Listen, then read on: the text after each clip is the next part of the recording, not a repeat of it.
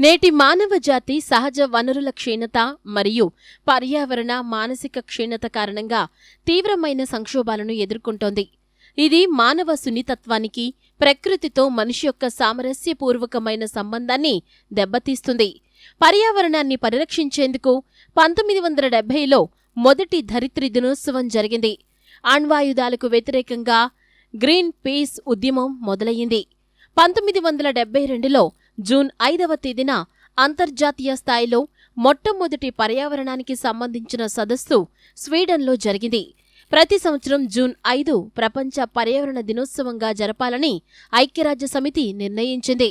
నిజానికి మన పురాతన సాహిత్యం పర్యావరణ క్షీణత యొక్క అవాంఛనీయ ప్రభావాల గురించి పూర్తి జ్ఞానాన్ని వెల్లడించింది.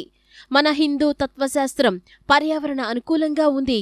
మహాభారతం, రామాయణం, వేదాలు, ఉపనిషత్తులు, భగవద్గీత, పురాణాలు ఇవన్నీ పర్యావరణం మరియు పర్యావరణ సమతుల్యతను కాపాడే సందేశాలతోనే నిండి ఉన్నాయి. మన వేదాలు పర్యావరణ పరిరక్షణకు మరియు స్వచ్ఛతకు గొప్ప ప్రాముఖ్యతను ఇచ్చాయి. 1100 సంవత్సరాలు మీరు ఫలాలను మరియు జీవితంలో ఆనందాన్ని పొందాలనుకుంటే చెట్లను క్రమపద్ధతిలో నాటండని ఋగ్వేదం చెబుతోంది. వేదాలు, ఉపనిషత్తులు, పురాణాలు, హిందూ ధర్మం యొక్క ఇతర పవిత్ర గ్రంథాలు ప్రకృతి ఆరాధనకు సంబంధించిన అనేక సూచనల్ని కలిగి ఉన్నాయి. మన నదులు, పర్వతాలు, చెట్లు, జంతువులు మరియు భూమి గౌరవానికి అర్హతమైనవని మన సంస్కృత మంత్రాలు నిత్యం మనకు గుర్తు చేస్తుంటాయి. మానవ శరీరం భూమి, నీరు, అగ్ని, గాలి, ఆకాశం ఈ 5 మూలకాలతో కూడి ఉందని హిందూ ధర్మం చెప్తోంది. ప్రకృతి, పర్యావరణం అనేవి మన వెలుపల లేవు. అవి మన ఉనికిలో విడదీయరాని భాగంగా ఉన్నాయి. ఒక రావి, ఒక వేప, ఒక మర్రి, 10 పుష్పించే మొక్కలు లేదా లతలు, 2 దానిమ్మలు, 2 నారింజలు మరియు 5 మామిడి పండ్లను నాటినవాడు నరకానికి వెళ్లడు అని వరాహ పురాణం చెబుతోంది.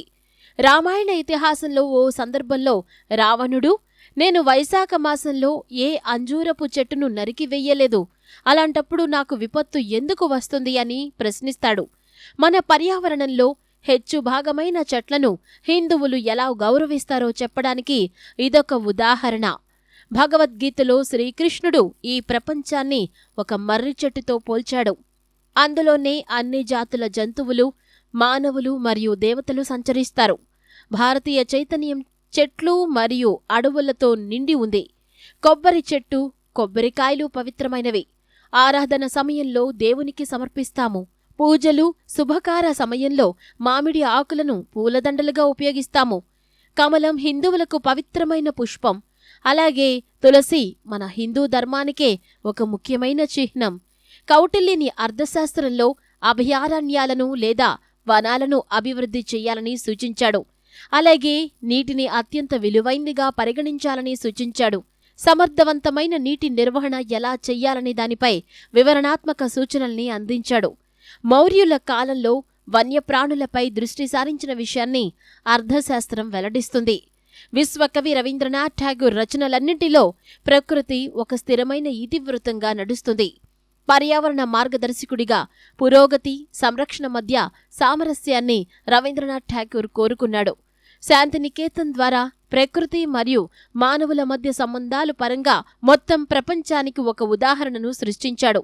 మనం మన ప్రాచీన సాహిత్యంలోకి తొంగిచూస్తే అది జీవితంలోని ప్రతి అంశం గురించిన మంచి జ్ఞాపకాన్ని అందిస్తుంది.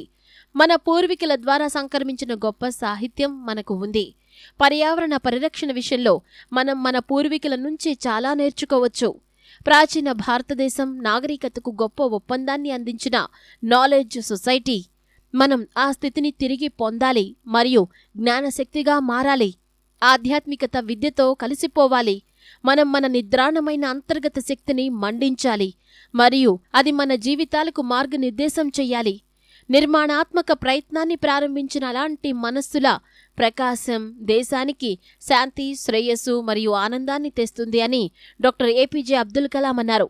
సమతుల్యమైన, ప్రశాంతమైన జీవితాన్ని గడపడానికి మన పరిసరాలకు ఆటంకాలు సృష్టించకూడదు.